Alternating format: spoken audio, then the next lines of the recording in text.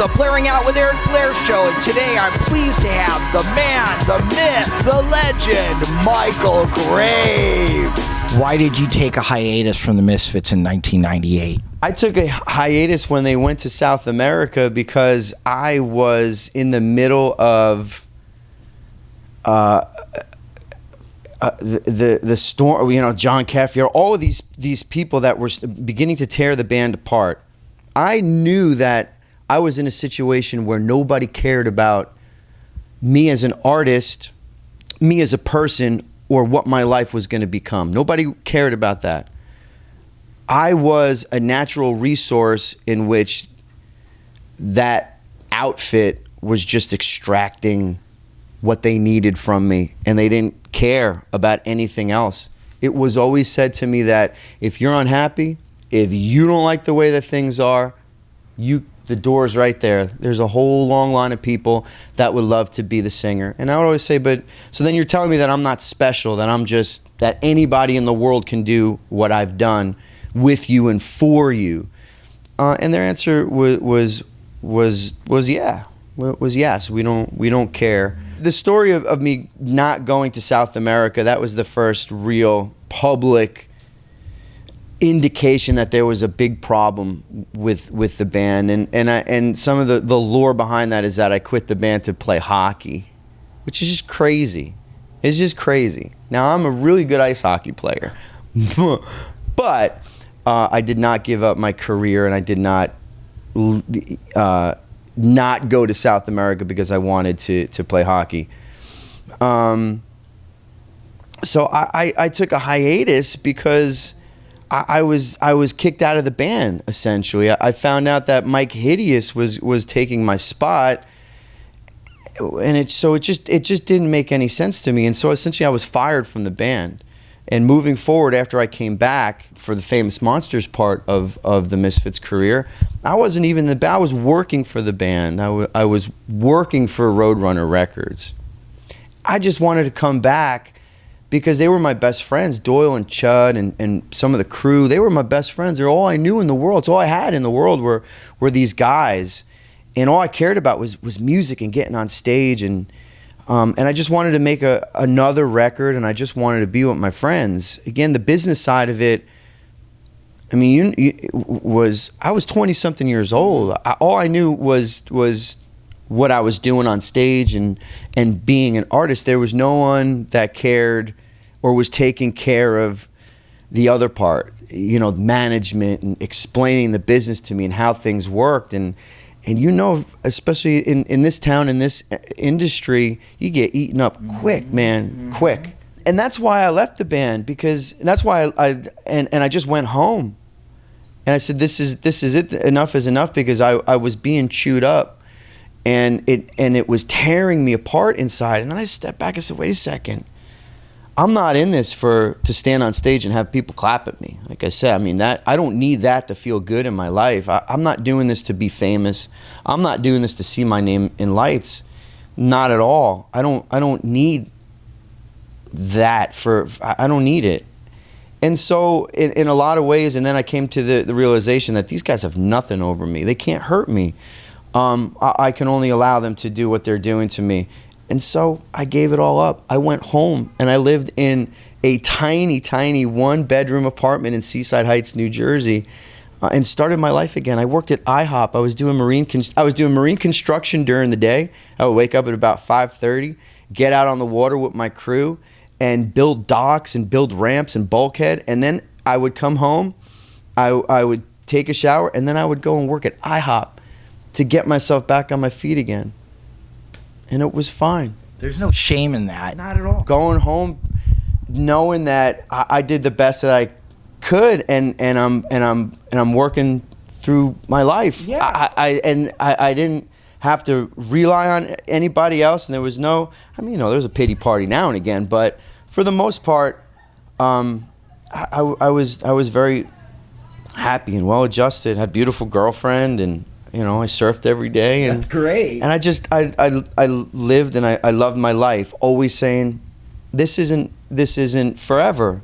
This isn't forever. It's okay. So there were no highlights from the Famous Monsters recording or touring period? Well, it was great. Making that record was wonderful. Again, Doyle and Chud and, you know, Jerry and I started to really drift apart at this point in the band, but, you know, Doyle and I and Chud still remain. We were real tight. I remember so clearly being in Ortley Beach, New Jersey, in this little house, and I had gotten money from the Geffen days, and I had an 8-track. I still have the 8-track that I bought. You know, I bought myself a bass guitar, and I had a microphone. I bought myself some things. I didn't have all the money I was supposed to have because I got sued, but that's a whole other story. So I remember sitting and working and finally having this little tiny space in the world, a creative space, and I had my Poltergeist poster and all of these things, and I remember writing Tell Me. I remember when crying on Saturday night when the idea came into my head. I remember writing Fiend Club, and I just remember just being so inspired and just having all of these songs just come out of me that it was such an amazing time. It was an amazing time, and I was so excited. I remember, you know, not being able to wait to show everybody all these songs. So there was lots of great memories.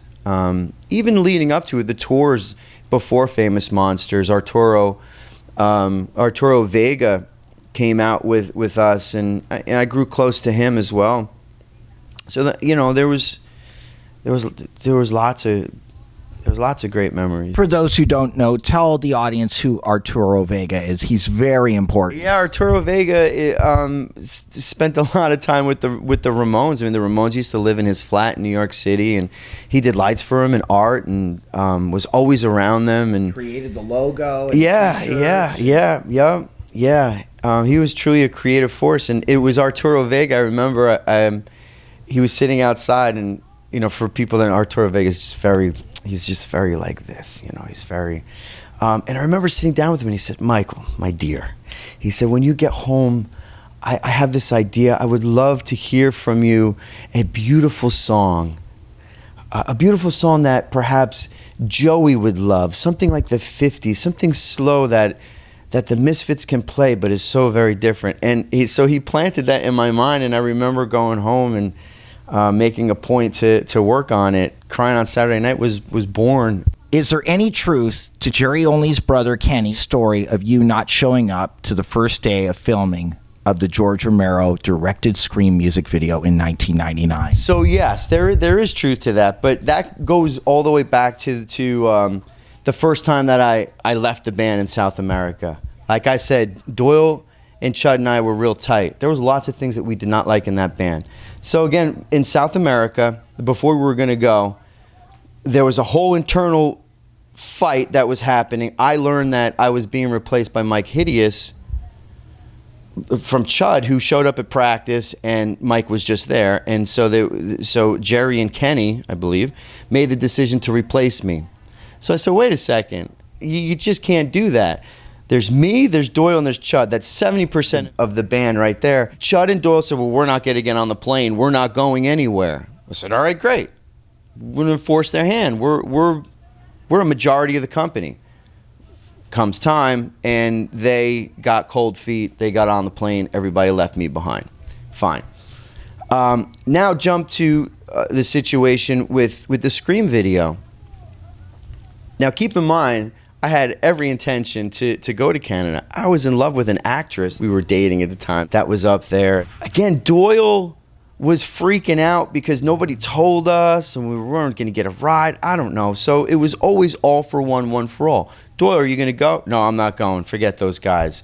You know. So I said, all right, well, let me know what your next move is, and I'm with you.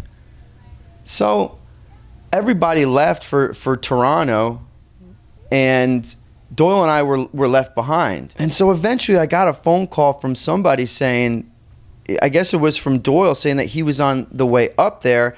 Now at this point, I was already late. There was nothing I could do. I couldn't catch a plane. I couldn't, even if I had left at that moment, I would have been late for filming. So as soon as I knew that once again Doyle had gotten cold feet and wasn't going to do what he said he was going to do, that I said, all right, I'm with you, I'm behind you. He left for Canada and I was left behind. And so I immediately got in a car with my buddy and started to drive to Toronto. And so, yeah, I missed the first day of filming. Now, that became, Michael doesn't care about the band, or he doesn't have the work ethic to raise himself up to do the things that he needs to do to be in a band like this, on and on, which is complete bull. So, yeah, I missed the first day of filming that video, unfortunately. This outfit, the Misfits, and those guys, the way that they treated me, perhaps they're different nowadays. It was very passive aggressive. It was always, like, oh yeah, we love you, it's all good. But the minute that they had a chance to stab me in the back, they would. Though I was just up in Canada, and there's still people I meet. They're like, oh man, I came to see you 20 years ago, and you weren't there. What happened? I was left at the border. It wasn't the first time that I had crossed the Canadian border and needed special permits to get in, right? So, and here, this big Canadian tour, we get up to the Canadian border, and nobody has my papers, which isn't my job. I'm the singer of the band. That goes to Kenny, who was the manager, or whoever was managing, who had expedited and done this business, gotten these forms that I needed before. They just didn't get them because they knew that I wouldn't be able to get in, and that would then put themselves in a position where, oh, well, we're going to need a singer. Well, Jerry can sing, or we'll use Zola. Oh, Michael is incompetent. See, we have to move on without him. The Blaring Out Show.